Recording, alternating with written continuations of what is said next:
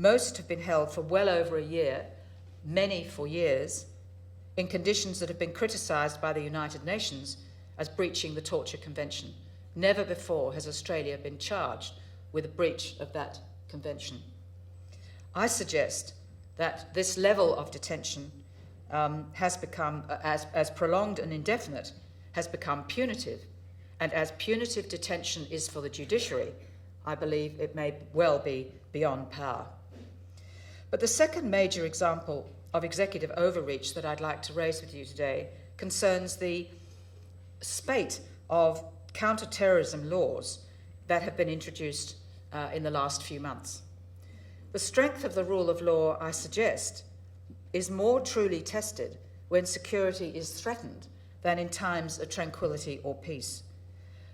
When Australia is threatened by terrorism, the need to protect our traditional liberties assumes an even greater urgency.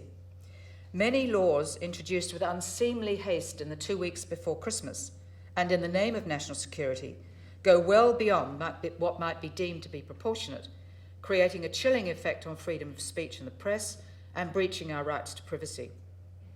The data retention laws you will all be aware of are particularly curious. While metadata is significantly more intrusive into the lives of citizens than access to mere content, a warrant is required for content, but not for metadata. As metadata will be collected in respect of many of the 23 million Australians, but those involved in terrorism are very few, it might be said that the Act employs a sledgehammer to crack a nut. It's also curious that executive government can apply for a journalist information warrant to compel the surrender of a journalist's metadata to identify their sources, but such a warrant is not necessary in respect of anyone else. Lawyers, it seems, do not have the special privileges that are extended to journalists, and I'm sure there are many of you in this room who would wonder why that privilege is not extended to you as well. And it's of course ironic that in the last week or so, the United States Congress has just passed a new law replacing the Patriot Act with the Freedom Act, which restricts for the first time, I understand, in American history, the powers of its intelligence and security agencies with regard to the collection, storage and access to metadata. Of course, many politicians support the rule of law. That phrase slips easily from their lips. They support the freedom of speech, but they're breathtakingly inconsistent in doing so. While the government argued for the repeal or amendment of Section 18C of the Racial Discrimination Act on the basis that it was necessary to protect freedom of speech, the same government made a 180-degree turn with new counter-terrorism crimes of advocacy and penalties for the disclosure of protected information.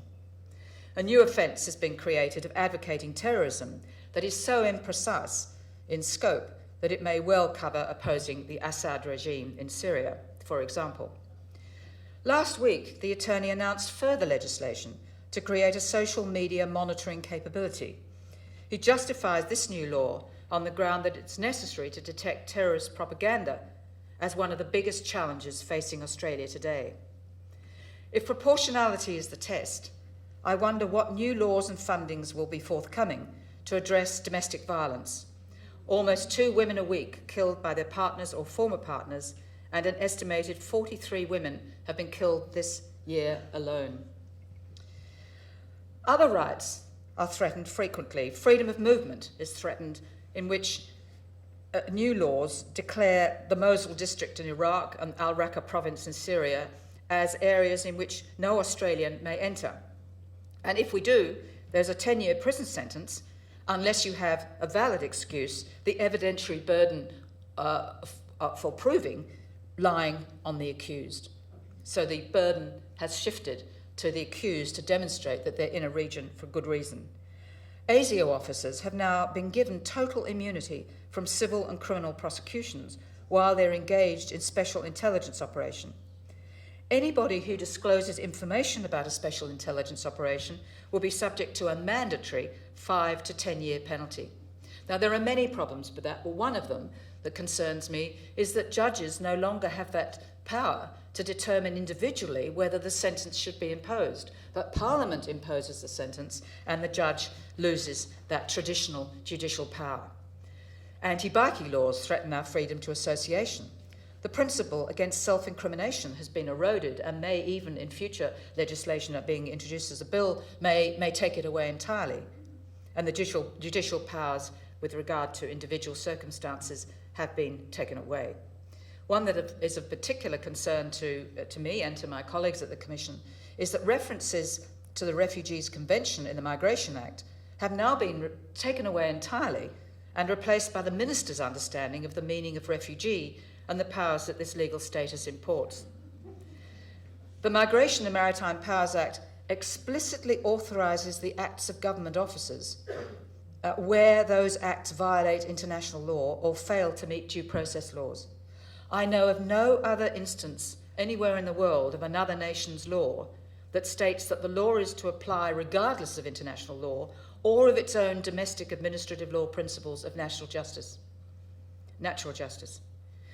Well, these are just a few examples, and I'm afraid I go into law school mode and giving you far too many examples, and I don't want to weary you too much. But what I'm saying is this is the tip of the iceberg. There are many more in the pipeline that have attracted very little attention. There's one bill that's been introduced recently to maintain good order of immigration detentions that gives guards enforcement powers that are greater than those available to the Australian Federal Police. And those guards will be immune for all practical purposes from prosecution in the courts. Social Services Legislation Amendment Bill introduced this year removes the financial support for forensic patients with a mental illness if they've been charged with a serious criminal offence, regardless of whether they're ever convicted of those offences, making it even more difficult for them to adjust as they return to society. But finally we come to the yet-to-be-defined proposal that those accused of being jihadists fighting against Australian interests will be stripped of their citizenship if they're potentially dual nationals. Well, Magna Carta, of course, has something to say about this. It provided that no man is to be outlawed or exiled except by the law of the land. It's clear that all nations have a sovereign right to determine who is to have citizenship. Australia may quite rightly decide that those fighting against it, contrary to law, should lose their citizenship. This proposal is not new. It follows a bill that was introduced last year that gives the Minister even wider powers to revoke citizenship for fraud or misrepresentation, or where the Minister is satisfied that a person is not of good character, all without trial or conviction. To deny citizenship is a very serious matter. It's a human right to have a nationality, and citizenship cannot, under international treaty law, render a person stateless. But assuming that the government's proposal is confined to dual nationals, there remain significant problems. First, I believe this sanction strikes at the heart of Australia as a largely migrant nation. Over half the nation has or can claim dual nationality. Secondly, it's by no means clear that the state of second nationality will agree to grant citizenship if Australia has withdrawn it on the grounds of terrorist activities. Why would a third country grant citizenship for a person who's essentially Australia's responsibility? Thirdly, it appears that the determination to strip away citizenship will be made at the discretion of one minister or maybe three ministers. Either way, it will be contrary to the separation of powers doctrine that underlies our democracy. Executive government cannot both make the laws and judge compliance with them. It's imperative that any ministerial role arise only once a judicial process and conviction has taken place according to the usual rules of evidence. Possibly a middle ground could be found for a temporary restraint on some citizenship rights pending a proper judicial determination. But for the moment, it seems, the debate is between the subjective satisfaction of a minister versus an evidence-based determination of a judge. Each of these examples of the willingness of Parliament to pass laws that breach democratic freedoms, taken individually, might be justified on the grounds of necessity and proportionality. But viewed together, I believe they are more than the sum of their parts. They suggest an overreach of power, or as Senator Cory Bernardi calls it, power creep. I don't usually cite Senator Cory Bernardi, but he's right on this occasion. Because he too understands a declining willingness of parliaments to defend core freedoms. We're aware of the exclusion of judges from interpreting laws according to the common law principles of legality, and the presumption that Parliament intends to comply with international law. Respective parliaments have failed to exercise their traditional self-restraint, and I believe that self-restraint has been exercised over many decades in this building. But unfortunately, the volume of laws that currently infringe our freedoms, estimated by Professor George Williams to be over 350 laws currently on the books, introduced for the most part since 9/11, suggests prioritising government power has become a routine part of the legislative process. As he observes, the enactment of anti-democratic laws has become so accepted that they elicit little community or media responses. I believe that parliamentary restraint is especially important in Australia, where we have an exceptionalist approach to the protection of human rights. Australia has been a good international citizen for the most part, playing an active role in negotiating the human rights treaties that form part of the international regime. However, as I've said earlier, these treaties do not apply in Australia because they have not been introduced into our domestic law by Parliament. And they, in particular, concern the International Covenant on Civil and Political Rights, which reflects many of the provisions of the Magna Carta, and the Convention, of course, on the Rights of the Child. Our Constitution protects freedom of religion, the right to compensation for the acquisition of property, and the right to vote. And the High Court has implied a right of political communication. But there's very little else. As is well known, unlike every other common law country in the world, Australia has no Bill of Rights, and compounding our isolation from international jurisprudence, the Asia-Pacific has no regional human rights treaty and no regional court to build a regional consensus.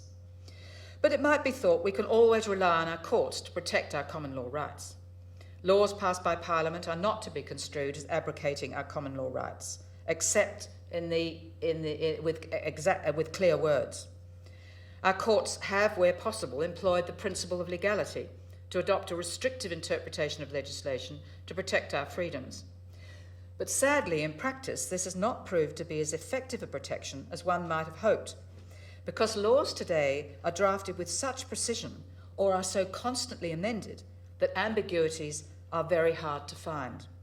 And a good example of this is the Malaysia Solution case that the High Court considered under the rubric of the Migration Act. And it found that the Malaysia solution was invalid because the minister could not send asylum seekers to Malaysia as the nation had not ratified the Refugees Convention. That put an end, we thought, to the Malaysia solution. The government then returned to Parliament to delete the offending clause, and Parliament agreed to do so. So the problem is that if the language of a statute is unambiguous, the courts can't apply the common law presumptions about freedoms. And that is why, in part, that I believe that it is more important than ever that our democratic system, through Parliament, meets its obligations as a check on executive government. Over the last 800 years, judges have asserted the rule of law against the executive, and Sir Edward Cook's struggle for the supremacy of Parliament continues to play out today between the High Court of Australia and our government. Time and again, the High Court has limited executive discretion by reference to statutory principles, but time and again the government is successful in asking Parliament to tighten up legislation to permit what was hitherto illegal. But there are two recent and very encouraging decisions of the High Court. One, late last year, was Plaintiff S4. The High Court decided unanimously that the executive discretion to detain was limited to two purposes: deportation or a decision to allow the plaintiff to apply for a visa. The court qualified the power to detain, finding that the Migration Act does not authorise the detention of a refugee or asylum seeker at the unconstrained discretion of the minister. It found that an alien is not an outlaw and that the minister must make a decision one way or the other as soon as is practicable. This didn't get much publicity at the time, but it's actually a vitally important decision of our High Court, unanimously, as I say, because